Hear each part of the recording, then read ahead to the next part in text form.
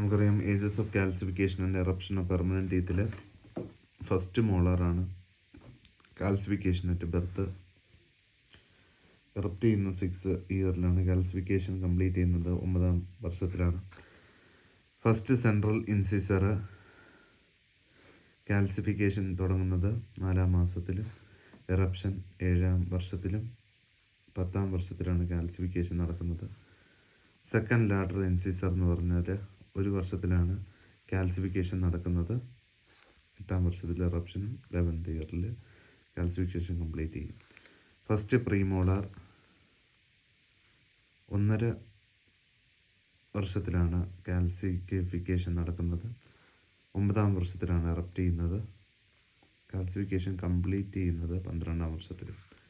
Second premolar 2ാം വർഷത്തിലാണ് calcification തുടങ്ങുന്നത്. എറപ്ഷൻ 10ാം വർഷത്തിലും കാൽസിഫിക്കേഷൻ കംപ്ലീറ്റ് ചെയ്യുന്നത് 13ാം വർഷത്തിലും.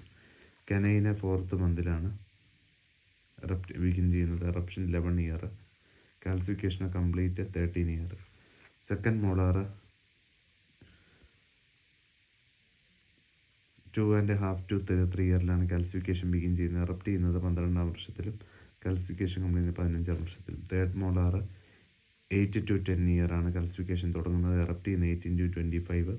കാൽസിഫിക്കേഷൻ കംപ്ലീറ്റ് ചെയ്യുന്നത് 18 തൊട്ട് 25 വർഷം വരെ ഉള്ള. Thank you.